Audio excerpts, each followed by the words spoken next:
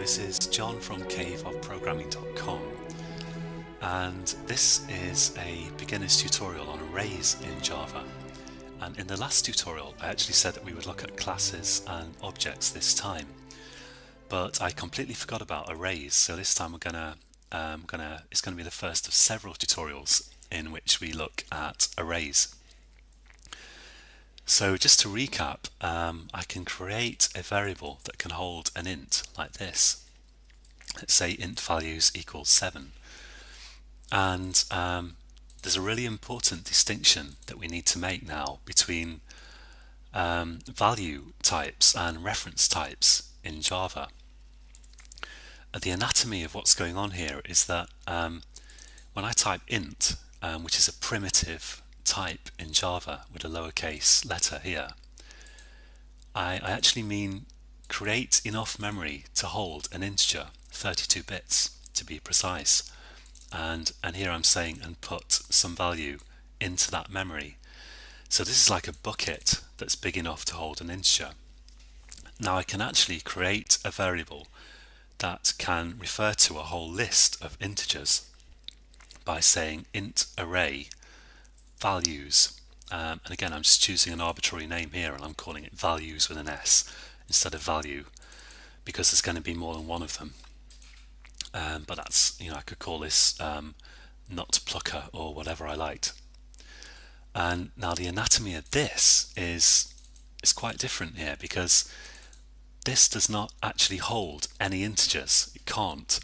It can merely refer to a list of integers. So when I type this, it's not like creating a bucket, it's like creating a label. Technically this is a value type, a value variable, and this is a reference type, a reference variable. This is a reference, this is a value.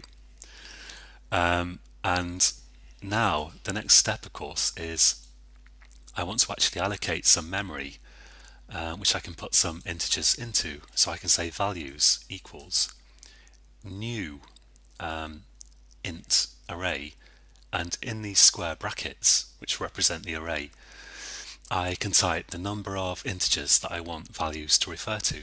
I'll say, for example, 3. And what's going on here is I'm saying point this reference at this stuff, and this stuff uses the new keyword to actually allocate some memory, and the amount of memory that I'm allocating is enough to hold 3 integers. Now you might be wondering, okay, what are these integers, because I'm not actually referred to any values. Okay, here's a value, but where are the values here? There aren't any. Well, if I can refer to the first integer in this list of integers, this array of integers technically, by saying values, and then I open a square bracket, and Eclipse is putting the closing square bracket for me automatically, and in there I type the number in the list that I want to refer to, and the values are numbers starting at 0. So usually when you number a list yourself, you start at 1, you go 1, 2, 3, 4, 5, but usually in programming the first in the list starts at 0. And by the way, that creates what we call the off by 1 problem, which is that if you have a list of 3 things, the first one will be 0, and so the last one is number 2. And it's the same kind of problem that we have with centuries, because the first century started at year 0, and so the 20th century starts at 1900, and every year in the 20th century starts with 19, which can be a little confusing. Same problem here. So if I run this program now, I actually get 0, because Java, unlike C++ for instance, is kind enough to give all values in arrays a default value. But of course I can put my own values in there. I can say values 0 equals 10, let's say, and if I now display that, values 0, then I get 10. And you're still seeing the original value here before I changed it. And we could print out values 1, and of course the last value is values 2. And these values that I haven't set yet are going to be, of course, 0. But I can set them. I can say values 1 equals, I don't know, 20, values 2 equals 30. And if you try to refer to values 3, you'll get your program will crash with a handy exception that will tell you that you've done something wrong, which is quite handy because C++ would just fail silently, but Java is good enough to warn you if you refer to a value that's actually outside the list. Now, some other things you can do with arrays. So here we've looked at setting values and getting values. And another really common thing to do is that you want to iterate through the array. That means go through each value in turn. And I'm going to show you just one way of doing that here using a for loop. And in the next tutorial, we'll look at another way of doing it. So what you do is you say, let's have a loop variable. I'll call it I, and I'll set it to 0 to start with.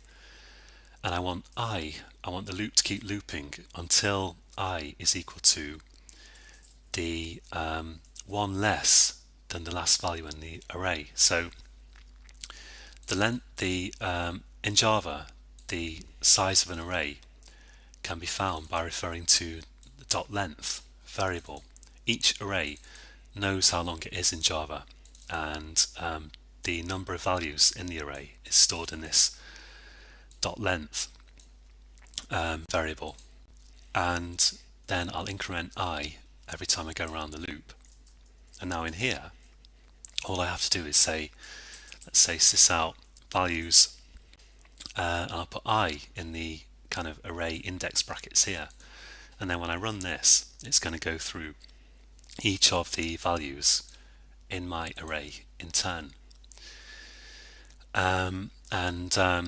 One last really handy thing that we can do to initialize an array at the same time as declaring it is I can say int array, let's call it numbers, for example, and then instead of allocating the memory and then specifying the values, I can specify the values just in a list in curly brackets here. Let's say, for example, 5, 6, 7, but of course you could have hundreds or thousands of values. And then once again, I'll iterate through them. I'll say I less than numbers dot length, and notice I is never equal to numbers dot length because numbers dot length will be 3, and if I refer to numbers 3, that will be outside the array, which is no good because the last one in the array has index of 2 because we started numbering at 0. And I'll say here I again, and then I'll do sysout again, numbers, and of course you could change the numbers here as well as just accessing them if you wanted. And if I run this, we get 5, 6, 7.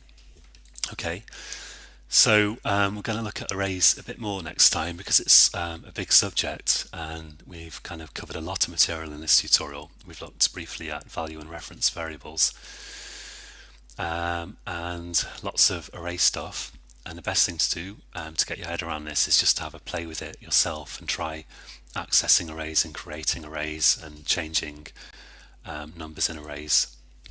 And the next time we'll look at string arrays and another way of iterating through an array. So join me again for tutorial number 11, and until then, happy coding.